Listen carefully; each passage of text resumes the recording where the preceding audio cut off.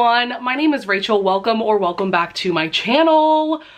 Very long time no see. I don't think I have filmed a video for BookTube in like 3 months. I think the last time I posted a video was the end of April. So hi, I feel like I have to reintroduce myself to you all. I am very excited to be back filming videos. I am filming 2 videos tonight. We will see when I will have the time and the motivation to film future videos, but for now, you are getting 2 new videos very soon. Today is a video that I am always super excited to film.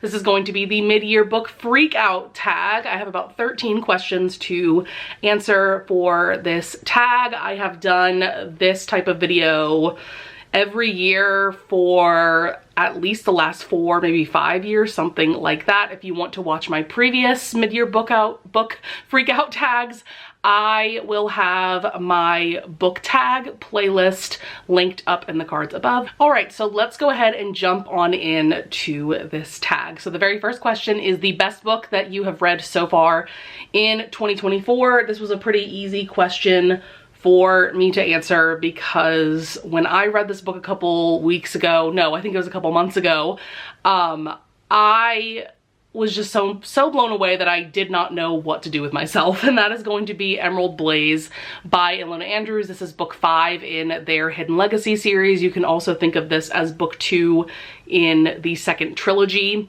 of this series. So the Hidden Legacy series is an urban fantasy romance series that I have truly been loving for the past few years. I read the first 3 books a couple years ago, and then I reread them I think late last year so that I could jump into this newer trilogy, and this series is on just another level. I love the, you know, urban fantastical moments, but I also have truly been loving the romances in both trilogies because we're basically following 2 different romances. The first trilogy is Nevada and Rogan, and then this trilogy is Catalina and Alessandro. Catalina is Nevada's sister. And I have given pretty much all the books 5 stars, have really been loving this series. But then I was reading this book, and Emerald Blaze is just a top tier book for me, regardless of genre. There are amazing fantastical and sci-fi elements in this. Like there's this sentient, almost alien being that is kind of like the villain in this installment, and then the way that Alessandro and Catalina's romance develops in this book is just nothing short of spectacular. Oh my god, there is this one scene in particular where Catalina is just incredibly upset. She's feeling incredibly lonely, and she just texts Alessandro to see where he is, and he is there in an instant, and like it's truly one of the best romantic scenes I have ever read in my life.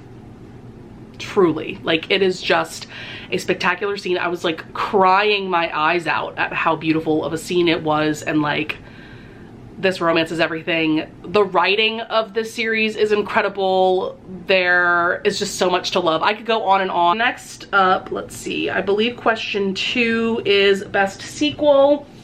I am gonna go with House of Flame and Shadow by Sarah J. Maas. By the way, if you are curious, I did film a reading vlog completely dedicated to my reading experience with this book. Just know that that vlog is spoiler filled, so you have been warned, but I will link that reading vlog up in the cards above. I'm actually very proud of how that video came out. It was just such a fun reading experience, and then I could vlog just my theories and my reactions to this book, and it was just such a fun time for sure. So this is the 3rd book in Sarah J. Maas's Crescent City series. This is also an urban fantasy romance series for sure, but definitely very different from the Hidden Legacy series. but like, holy shit, this book was just as epic and incredible as I wanted it to be. I know some people were disappointed by this book, and I can understand why, but I personally really, really loved this installment. Like, the last 100 pages or so broke my brain, I'm pretty sure. Definitely took me a few days to get over the book hangover with this book, but I truly loved the direction this book went in, and it was just so amazing. So definitely had to be my answer for best sequel. Next question, we have new release you haven't read yet. I have a couple of those right here. The first one I want to mention is Not in Love by Ali Hazelwood. I always look forward to a new Ali Hazelwood book. I know that this book is quite a bit different from her other releases. From what I understand, this one is more serious in tone. And I have seen quite a few mixed reviews of this book compared to all of her other releases. So I am going into this book just a little bit hesitant, but also with an open mind, because like I said, I know it's something very different from her. Another recent release that I am very much looking forward to, and I'm actually surprised that I haven't read it yet. This is The Prisoner's Throne by Holly Black. This is the second and final book in the Stolen Heir duology. I read The Stolen Heir early last year, and I've been meaning to reread that book so then I can jump right on into this one, but for some reason I've been putting off that reread. I think it's because right now I'm not really in a fantasy mood. I'm more in just, I guess, a contemporary mood. I don't know, I'm in a random mood right now, but certainly not for fantasy at the moment. So I'm hoping that I will reread The Stolen Heir soon though, so then I can read this one. If you don't know, the Stolen Heir duology is a companion duology to the Cruel Prince trilogy by Holly Black. The Cruel Prince trilogy is one of my favorite series of all time. I enjoyed The Stolen Heir, didn't absolutely love it, but I am very much looking forward to reading this for sure. And then another recent release I'm very excited about reading is Reckless by Lauren Roberts. I actually just got this copy in the mail yesterday. This is the Barnes & Noble exclusive edition. This is book 2 in her Powerless trilogy. Think of this as a YA fantasy romance that is heavily, heavily inspired by the Hunger Games. And I truly loved the way that book 1 ended. I did read the companion novella called Powerful. I liked it, I didn't love it. So I'm very excited to get back to the main story of this series for sure. Another recent release, like very recent release that I just found out about is called The Darkness Within Us. I think that's the title. This is by Tricia Levenseller. This is a companion novel to The Shadows Between Us, which is a book that I absolutely adored when I read it a few years ago at this point. Think of it as like a historical fantasy romance. It's also YA. Tricia Levenseller writes YA novels. And I just loved the morally gray hero and heroine that we had going on in that book. And it sounds like this book is going to be very much along that same vein. I think the heroine of this book is the sister of the heroine from book 1. So I am very excited about that book for sure. Next question is going to be biggest disappointment. You know, there's not a lot of books that I've read this year that I've been all that disappointed by. And the book that I'm about to bring up, I gave 4 stars. Like, I didn't hate it, but it definitely was a disappointment. And it's really the only like real disappointment that I can think of from 2024, and that is going to be House of Sky and Breath, which is book 2 in Sarah J Maas's Crescent City series. Now, like I said, I gave this 4 stars. I did not hate it by any means. However, book 1, which is House of Earth and Blood, I truly believe that is one of Sarah's best books. I adore book 1 so much, and so I definitely think my expectations were pretty high going into the second book of the series. Also, my expectations are always sky high going into a new Sarah J Maas book, because I haven't given one of her books less than 5 stars since like the first couple of books in her Throne of Glass series, and then the first book in her Court of Thorns and Roses series. Like, everything else I've read by her since then has been 5 stars, has been one of my favorite books ever. So going into this next book, I just knew in my soul I was gonna adore this book as usual, and that wasn't the case. there were just like a lot of plot lines in this book that I felt just kind of fizzled out, and I just feel like this book could have been edited better. I also was spoiled for the very end of this book, so then like the book didn't have that shock value for me, though I still really enjoyed the ending. It's just, like I said, I already knew kind of what was going on going into this book. So yeah, like I said, didn't hate it, but it definitely was a disappointment for me in 2024. We have biggest surprise. So actually the next two questions are gonna go hand in hand because we have biggest surprise and then new author or favorite new author, whether that be new to you or a debut author. So in January, I finally started the War of Lost Hearts trilogy by Carissa Broadbent. I have since finished this trilogy as well.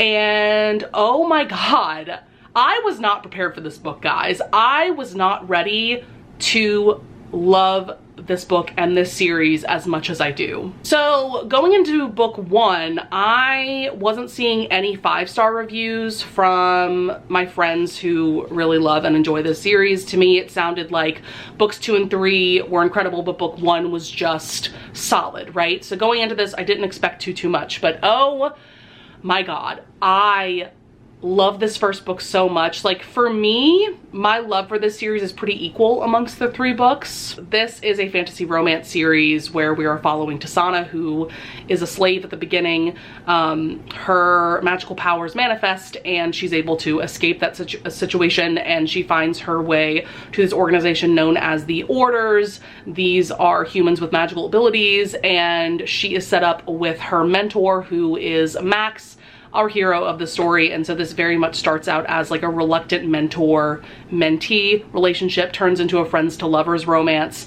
and their romance alone is so beautiful and so stunning. The way that Carissa Broadbent wrote these 2 characters, I mean, the way that she wrote all the characters, there are so many amazing characters in this series, and like so many morally gray characters, so many like just interesting, complex characters. But anyways, like this romance made me feel so much. So much. Oh my God. And this first book will always be so special to me because this is the book where they fall for each other.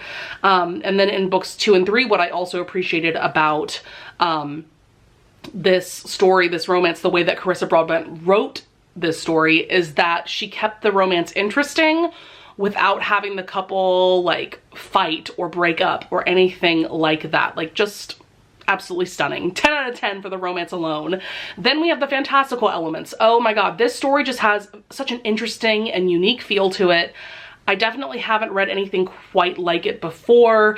There is like this sentient magic that is introduced in book 1, which is so interesting, and the way that that concept is developed throughout the trilogy is incredible. But there's also so many other fantastical elements, and just the story as a whole is just next level. And reading this trilogy, I was struck by the idea that like Carissa Broadbent, like her writing ability is like right up there with Sarah J. Maas, and there were some points where I was like, I think she might be an even better writer than Sarah J. Maas. Like truly, the way that she wrote this trilogy, oh my God. So needless to say, I am so excited to read more from Carissa Broadbent. She has her Serpent and the Wings of Night series that I need to get into. There's a couple of standalones that she's written, but she doesn't have like a massive backlist, so I'm definitely savoring my experience with her. Newest fictional crush and newest fave character. So newest fictional crush, I mean, I have to go with Just for the Summer by Abby Jimenez. Like, no one is writing contemporary romance heroes like Abby Jimenez at this point in time, in my opinion. Oh my God, I am obsessed with her heroes, especially in her last 3 releases. So that's Part of Your World, Yours Truly, and Just for the Summer. Her heroes are just so sweet, so emotionally intelligent. Like, I am just obsessed. And Justin, our hero in this book, is no exception. And Justin is truly no exception. I do want to point out that I also really related to Emma, who is the heroine of this story. Man, like, the second I got into this book, I just thought to myself, like, Abby Jimenez has done it again, guys. Like, her latest releases have truly just knocked out of the park. This book was amazing. Justin is just like the sweetest and spooniest hero, and I found myself crying towards the end, just like with yours truly, which I read last year. And if one of her heroes were real, I would like sacrifice myself to be with them. That's how amazing her heroes are. And then for newest favorite character, I have to go with Catalina from the Hidden Legacy series. So Catalina does remind me a lot of Nevada, who, like I said, is the heroine from the first 3 books of the series, but I almost love Catalina more, and I'm not exactly sure why, because like I said, there are similarities between the two of them. They are both just so smart, so competent, but there's something about Catalina's personality that I almost relate to more.